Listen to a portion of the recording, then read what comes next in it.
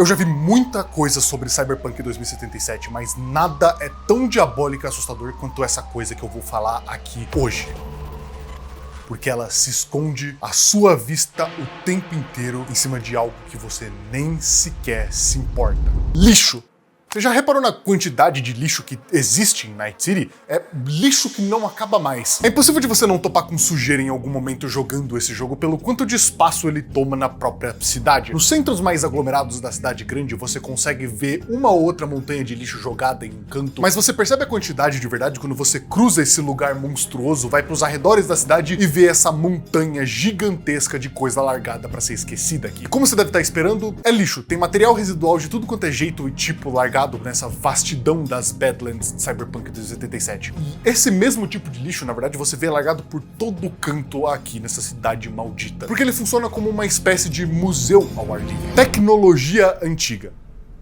Você encontra ela largada por todo o canto aqui. Em Pacífica, por exemplo, é onde a gente tem uma cidade inteira separada de Night City, feita só em cima dessas coisas que foram largadas há muito tempo atrás. Quando a V chega em Pacífica pela primeira vez, ela vem sob o pretexto de encontrar pessoas que possam ajudar ela com o problema de 1,70 m e tendências terroristas e anarquismo também. Mas o que a gente encontra quando a gente chega nessa parte da cidade é uma história de um lugar que foi completamente abandonado. Pacífica em Cyberpunk é um projeto não terminado de um bando de megacorporações que despejaram bilhões de eurodólares para construir um paraíso de férias para executivos e bilionários, mas que foi lentamente sendo abandonado por conta das guerras que foram acontecendo até terminar completamente parado no tempo, como se nada desse trabalho tivesse importado esse tempo inteiro. Um dos destaques dessa área mais abandonada ao lado de Night City é Dogtown, uma cidade murada que foi completamente tomada por um grupo paramilitar e que a primeira coisa que a gente dá de cara desde que a gente entra nessa cidade para poder explorar é justamente o quanto dela é uma cidade montada em cima de sucata do passado. Por entrar ilegalmente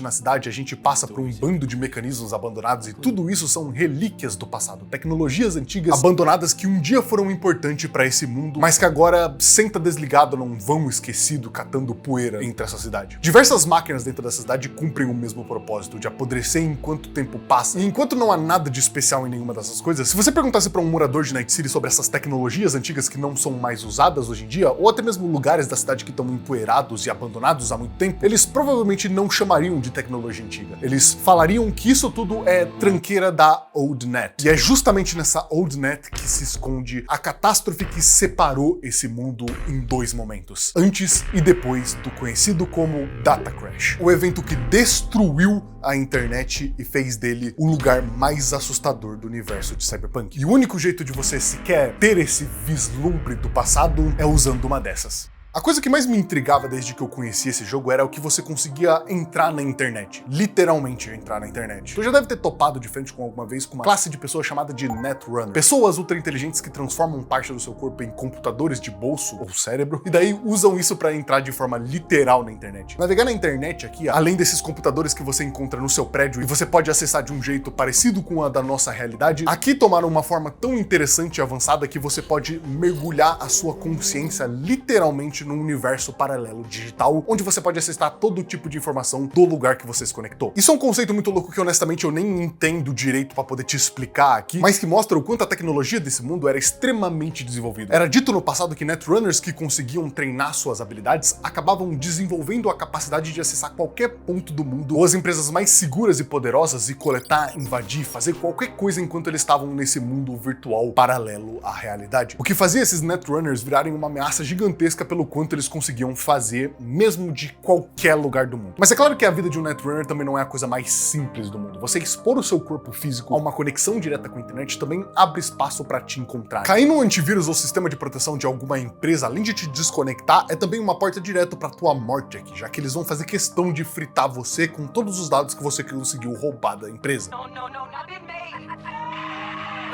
Então, Netrunners no mundo de Cyberpunk são um tipo de pessoa que tem uma carta muito grande nas mãos pela natureza desse trabalho. Usar esses poderes para entrar na rede e bagunçar o que eles quiserem a partir de quão corajosos eles são para invadir o sistema das maiores corporações que existem nesse universo. E ninguém sabia realmente qual era o potencial dessa internet, até que chega alguém genial o suficiente para mudar ela para sempre. Rach Bartmoss. Quanto mais a gente vai adentrando no universo de Cyberpunk, a gente vai percebendo que tão importante quanto os eventos históricos que praticamente moldaram a cidade e o mundo como são hoje em dia, são também as pessoas que estavam incluídas nesses eventos históricos e muitas das vezes são o principal motivo do porquê aconteceu. E esse é o caso dele. Um moleque que desde pequeno brincava com essa ideia de ser um netrunner e hacker e simplesmente se apaixonou por essa coisa porque ele descobriu que é muito bom nisso. Bom o suficiente para alguns anos depois, quando ele já era um adulto, conseguir liderar uma força que dominou uma parte inteira na região do Pacífico do globo quando se formou essa área na internet. Inclusive, você sabia que existe um cyberespaço da América Latina dentro do universo de Cyberpunk? Pois é, o Rach Bartmoss tem isso catalogado nesse livro dele sobre a internet, e essas são as imagens de referência de como é o ciberespaço da América Latina. O Bartmoss pros Netrunners é o equivalente do que o Johnny Silverhand é para todos os outros mercenários. Esse cara era tão obcecado com isso que até os outros Netrunners da época que estavam no mesmo patamar ficavam impressionados com o quanto ele conhecia sobre esse mundo. O Bartmoss era um gênio, e igual praticamente toda a lenda de Night City, o gênio que existe, ele era completamente maluco. Pra você ter uma ideia, ele acreditava que existiam aliens infiltrados na internet. E se alien nem existe na vida real, imagina na internet. Tô errado? Me prova aí, fala que você veio de Glorb aí nos meus comentários. Engaja no meu vídeo, vai, aproveita e deixa o like também, se inscreve. O QR Code aparecendo na tela, pra você se inscrever caso você esteja na TV. O Bartmoss era uma figura que usava muito dos seus poderes pra tentar quebrar o controle dessas mega corporações pela informação e o controle da internet de como ela era. A principal coisa sobre essa figura era a guerra que ele tinha com uma corporação chamada de Netwatch, porque ela era uma mega corporação privada que era patrocinada por outras gigantes e governos e que no tempo de 2020 usava do pânico que existia pela natureza da internet, onde hackers muito habilidosos conseguiam causar danos a outras empresas e pessoas por simplesmente saberem usar a internet, de pretexto para proteger a internet. Mas enquanto ninguém percebia ou prestava atenção nisso, quando acontecia de algum escândalo em uma mega corporação que envolvia documentos ultra secretos tirados por algum netrunner que se vazasse ao público iria dar uma merda severa para empresas gigantescas, do nada a Netwatch aparecia na situação, metia o dedo e a pessoa em questão era encontrada morta 2 dias depois, dentro de um barril de petróleo. História real que aconteceu com um amigo do Bartmoss. Então, desde sempre, o Johnny Silverhand dos Netrunners aqui era bem parecido com o Johnny Silverhand, um sujeito que era muito bom no que fazia, completamente pirado das ideias e que tinha inimigos mortais que ele jurou destruir. E que por conta de tudo isso, acabou sendo morto uma hora também. Só que diferente do Johnny, esse daqui deu trabalho antes de morrer. Por conta que o Bartmoss era um paranoico maluco, ele prendeu o próprio corpo dele dentro de uma geladeira conectada à internet e uma forma de manter os sinais vitais do corpo dele vivo. Os últimos dias de vida do Bartmoss foi muito depois dele já ter tornado a internet o seu novo mundo real, quando o corpo dele já estava morto por dentro de uma geladeira modificada, e no alto da Quarta Guerra Corporativa foi quando conseguiram rastrear onde é que estava o corpo dele. A única pessoa que conhecia o Bartmoss de verdade ali naquela época era uma outra Netrunner chamada de Spider Murphy. Nessa época ela recebeu uma mensagem de emergência do Bartmoss porque ele sabia que ele estava nos momentos finais da vida dele. E além dele se despedir dela nesses momentos finais dele, ele também soltou uma coisa que estava guardado com ele lá. Um vírus que ele construiu para ser seu último ponto nessa história, fazendo ele nunca mais ser esquecido. O Bartmoss vivia reclamando de outros Netrunners que trabalhavam para as mesmas grandes corporações que ele tanto tentava destruir, e ele parecia ter criado esses vírus especificamente pensando nessas pessoas. E então, no dia que o Bartmoss deixou aquela terra que ele tanto lutou, ele soltou um vírus que ia destruir para sempre o mundo que ele mais interagiu e ajudou a construir, a internet. Rabbids foi um nome dado para uma espécie de vírus que tinha como objetivo entrar em todas as fortalezas de dados de todas as empresas e vazar todos os segredos mais bem guardados que o mundo precisava ver. Esse vírus era um projeto do Bartmoss que ele tinha construído e deixado pronto pro dia que ele morresse, mas que ele com certeza não tinha previsto que ele iria muito além do que ele estava sendo programado para fazer. De início foi como uma infecção em massa. O vírus fez o que ele foi idealizado para fazer, mas com o tempo, além disso, ele passou a atacar o que segurava as inteligências artificiais da época, causando uma espécie de mutação nelas que acabou tornando elas autônomas. E daí pra frente foi como um efeito de bola de neve. A cada nova fortaleza de dados infectado, ela se espalhava por essas IAs que infectavam e destruíam ainda mais fortalezas de dados que infectavam ainda mais IAs, fazendo todas elas se rebelarem juntas. Até que isso chegou num ponto onde estava impossível de conter. Em papo de alguns meses, 78% da internet tinha sido destruída por conta dessa bola de neve que foi a ativação do vírus. Nesse ponto, o mundo real vivia um colapso generalizado por conta do que estava acontecendo no cyberespaço. Se o Bartmoss queria provar o quanto a Netwatch servia só para censurar as pessoas em prol de mega empresas e governos e era inútil na própria proteção da internet, ele conseguiu. Ele acabou só levando a internet toda junto com isso. Porque esse estrago que ele tinha feito foi tão intenso, não tinha nada que ninguém conseguia fazer. Depois de alguns meses, era só questão de salvar o que ainda existia ou perder o controle da internet como um todo. E agora, a gente volta aqui. Sabe por que parte desse lixo existe? Além das próprias questões da cidade, muita informação foi perdida. No ano de 2077, no mundo onde as pessoas já não usam mais telefones fixos, por exemplo, encontrar um desses largados por aí é bem mais do que simplesmente encontrar uma tecnologia velha. Eu não acho impossível de você teorizar de que ninguém mais sabe fazer um telefone, porque no mundo onde quase tudo é digital, quando você tem 78% desse tudo digital destruído, você destrói história, você destrói diagramas, você destrói pesquisas inteiras e ideias que foram junto nisso. E foi isso que o Bytemos fez aqui. Junto com toda essa rede unida de internets que poderiam ser acessadas fisicamente, junto com toda essa ideia de um mundo paralelo ao nosso que você podia ver, com cyberespaços customizados, com ideias visuais que você poderia palpar. Dessa época toda que eu tive falando aqui de como funcionava e de como era, a única coisa que sobra e resta pra gente lembrar desse momento é a memória das pessoas que estavam vivas naquela época e um caderno de anotação do Bytemos, onde ele colocou referências sobre como cada um desses ciberespaços se pareciam. Todo esse lugar não existe mais. Tudo isso deve ter sido destruído depois de dezenas de anos de corrupção. Mas um dia eles foram desse jeito. Porém, eu não disse que isso destruiu a internet, porque não destruiu. Ela ainda existe, só é diferente porque a Netwatch conseguiu agir rápido o suficiente para não perder ela por completo. A história da V em Cyberpunk é uma onde ele tá tentando se curar a todo custo. Ele tem um tempo contado nessa terra e esse desespero todo em tentar se salvar acaba ele levando ele pra entrar em contato com uma gangue muito reclusa e pacífica que tomou conta daquela região depois que ela foi abandonada. Essa gangue, os Voodoo Boys, tinham uma coisa específica que eles conseguiam fazer, eles conseguiam acessar a internet. Em 2077, mais de 50 anos desde que o Bytemos causou o evento conhecido como Data Crash, as pessoas não usam mais a internet dessa forma abrangente como todo mundo usava. A internet se concentrou em pequenos pedaços mais controlados ao invés dessa ideia mais aberta que tinha anteriormente, mas ainda assim era possível acessar a internet aberta e os Voodoo Boys sabiam muito como fazer isso. Dentro da fortaleza deles a gente entra em um porão, uma rede de trens abandonados, mergulha em uma banheira de gelo para que nosso corpo não frite por superaquecimento. A V então conecta um cabo na cabeça dela pela primeira vez e entra fisicamente na internet. Esse lugar que ela encontra aqui é como se fosse uma versão física de um servidor, é o centro dos Voodoo Boys aqui. Mas é quando a gente tá aqui dentro que o líder dos Voodoo Boys fala que pra encontrar o que a gente tava procurando aqui, é necessário fazer mais do que só entrar na internet, e sim ir cada vez mais fundo dentro dela até a barreira que separa a internet antiga da internet nova. Beyond the black wall, few have gone through to the other side. Isso daqui é a barreira negra. Isso foi o controle de danos que eu tava falando aqui. Quando começou-se a destruição causada pelo vírus do Bytemos, não tinha o que fazer. Era uma bola de neve que crescia a cada nova IA que era infectável e se juntava pra causa de corromper ainda mais o resto da internet. Então a resposta que eles conseguiram pra isso foi isso daqui, um firewall. Uma parede feita pra manter tudo que tava corrompido dentro e salvar o que ainda restava da rede. Depois dessa parede que se estende até o horizonte da sua visão, tá o resto das 78% da internet em meio a um monte de IA autoconsciente vírus que teve se automutando e desenvolvendo sozinho há mais de 50 anos aqui, selados do resto do mundo.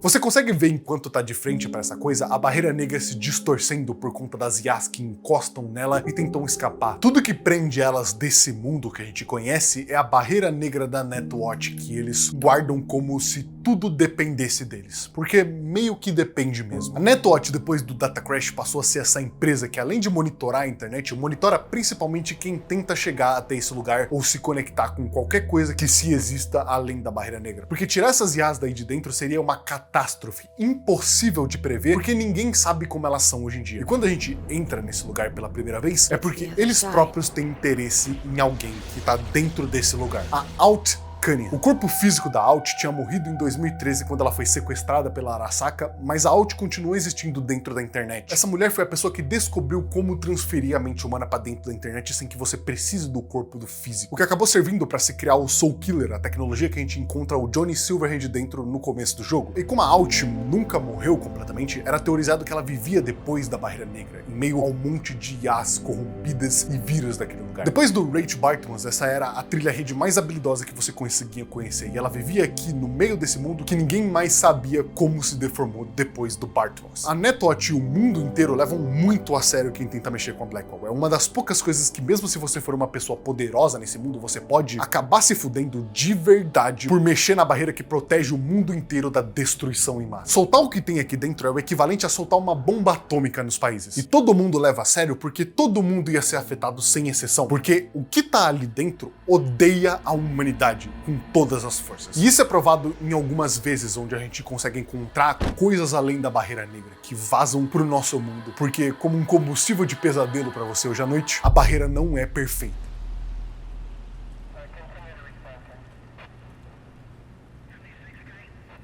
Dentro de Cyberpunk você geralmente é dado um ou outro trabalho para investigar um cyberpsicopata. Pessoas que enfiaram tanta tecnologia na mente que essa tecnologia fodeu o cérebro deles num nível onde eles perderam o controle. E um desses é bizarro porque não se trata exatamente de alguém que fez isso, e sim de alguém que entrou em contato com uma IA além da barreira negra.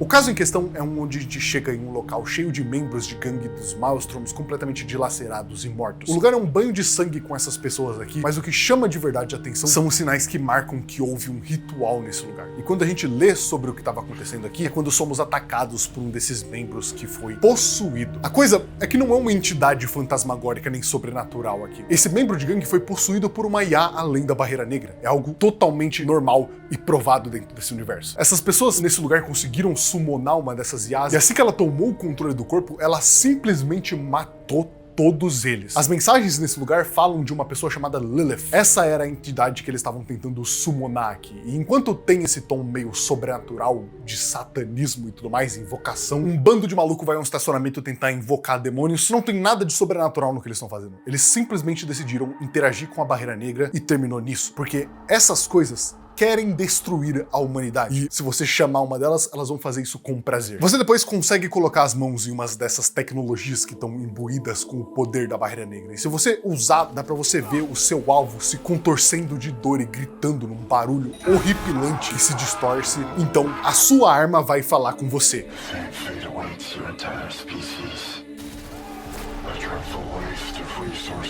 Isso é a voz de alguma IA independente, que vem desse mesmo lugar que tá selado na internet.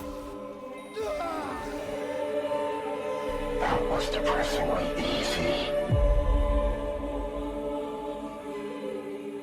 Em um momento dentro do jogo, a gente acaba por encontrar a presidente dos novos Estados Unidos da América, numa operação que a gente é metido no meio por acaso, onde a presidente teve um comboio sabotado e somos chamados para ajudar ela a sair do lugar porque ela estava correndo o risco de ser sequestrada. E ela chega a comentar como toda essa operação que a gente estava ajudando ela precisava ser algo com uma discrição extrema e não envolver nenhum órgão do governo para tirar ela de lá. E você questiona o porquê disso, mas de pouco em pouco você começa a perceber também. Quando você anda pelas construções abandonadas pré-Data Crash em Dogtown, tentando entrar nessa cidade para conseguir começar a ajudar ela, quando você recebe o sinal de ajuda da Songbird falando que a presidente precisava ser salva e você era a única pessoa que conseguia fazer isso, passa despercebido de primeira, mas é muito estranho, porque tecnologias desligadas há décadas que tinham sido abandonadas simplesmente ligavam, porque a Songbird, essa garota que compacta a gente aqui, consegue simplesmente ligar tecnologias antigas desligadas, tipo 20 anos. Portas completamente enferrujadas e sem nenhuma conexão com internet ou energia abrem, luzes ligam, carros que davam parados há, sei lá, 20 anos em um estacionamento abandonado ligam do nada. E isso não é algo fazível na realidade de 77. O netrunning, depois da Data Crash, se tornou algo muito mais próximo. Não dava pra fazer a distância mais, a não ser que você estivesse usando a internet antiga. Mas esse detalhe passa despercebido, porque a gente não sabe quem tá ajudando a gente. Só que ela é do governo, e se ela é do governo, ela provavelmente devia saber também. E aí que a gente conhece direito a garota Songbird, que é uma netrunner também tão habilidosa quanto aos que a gente já tinha visto e falado até aqui. E aí que a gente entende que ela fazia isso através da Blackwall, porque a Songbird atravessava a barreira negra toda hora para fazer isso, e ao mesmo tempo que era impressionante, passava a se tornar um pouco assustador depois que a gente começava a perceber o quanto a Blackwall era perigosa, porque até aquele momento a gente não tinha noção nenhuma disso, era só esse senso comum que a gente escutava de todo mundo de a barreira negra é perigosa, hein, não vai pra lá, hein, ou não se mete na internet aberta, só que a gente descobre logo logo quão perigoso realmente é.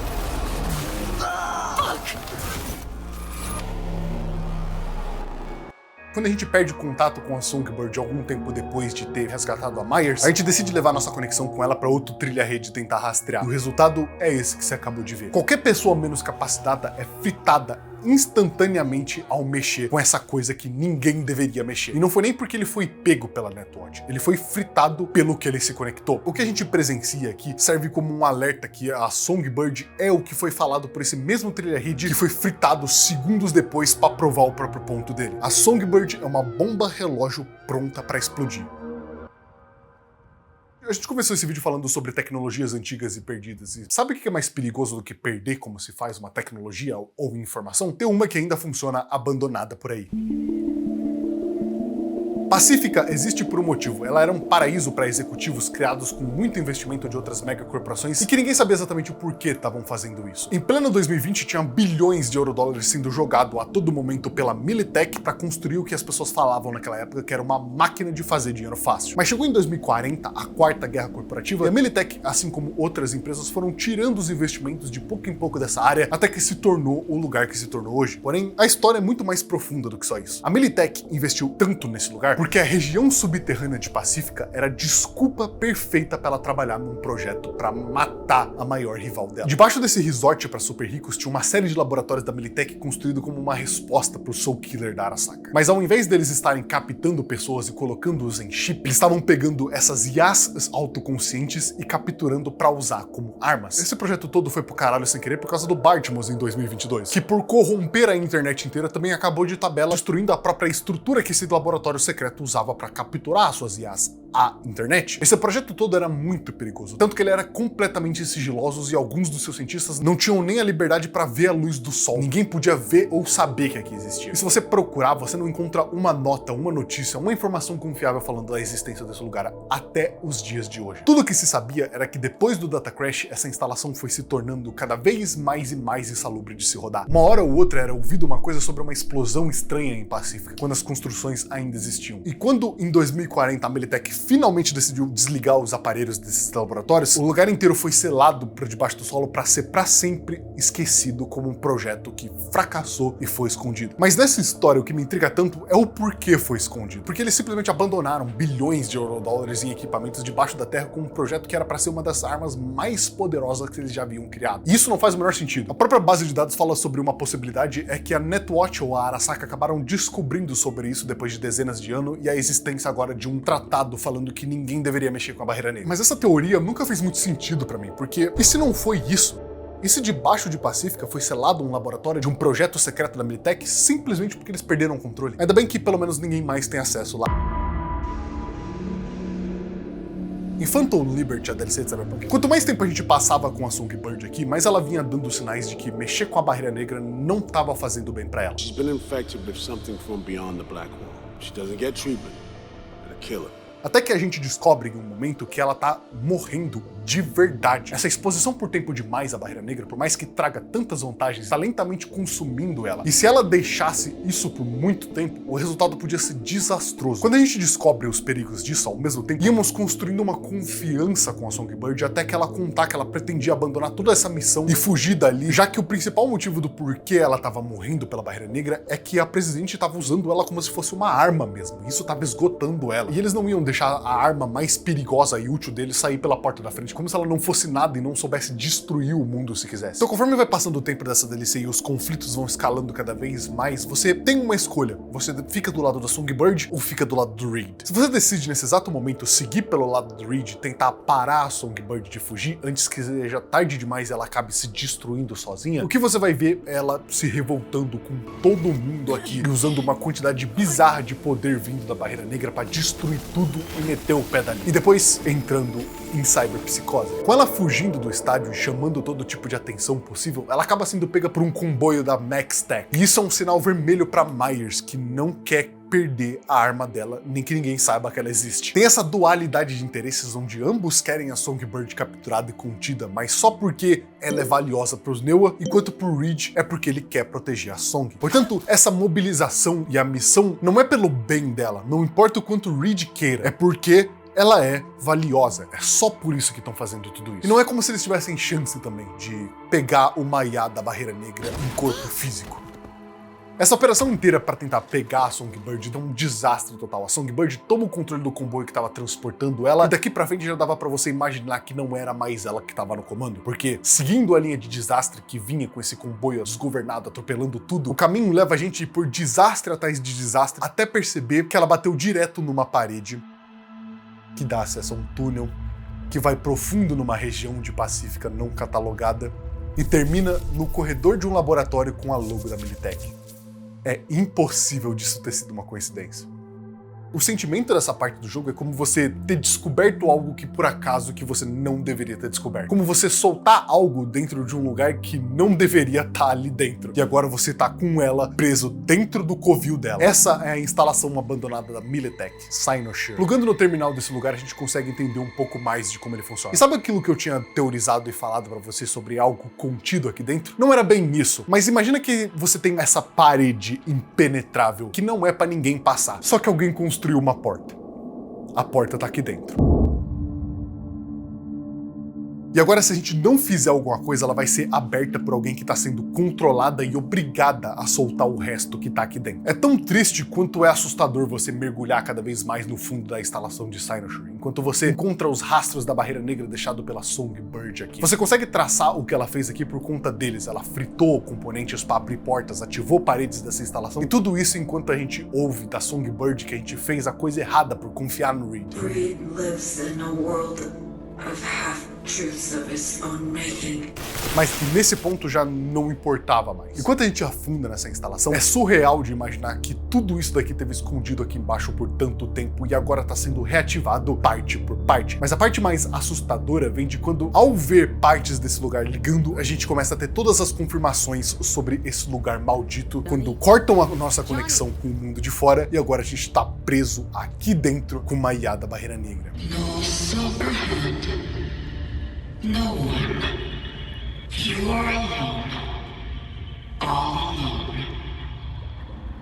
Rapidamente dá pra você perceber que a Songbird perdeu o controle. Ela passa de furiosa pra com raiva, pra inaudível, pra trocando de voz e então pedindo socorro. Ela tá dividindo o corpo com mais alguma coisa. Quando a gente começa a andar em direção ao núcleo, a barreira negra já tinha tomado completamente o controle e se manifesta para nós no formato de um robô que começa a caçar a gente pela instalação, enquanto a Songbird luta e grita pra essa coisa não matar a gente. Essa é a minha parte favorita nesse jogo, porque é genuinamente aterrorizante andar por esse lugar, não só porque ele é a pior notícia que a gente poderia ter depois de escutar tanto sobre a barreira negra e os perigos dela, mas também porque a gente tá de frente com um ser que é incompreensível. Quando você chega mais ou menos no fim de Cyberpunk, você é praticamente uma máquina de matar, no ponto onde não tem nada naquela cidade que é tão perigoso quanto V, até isso daqui chegar.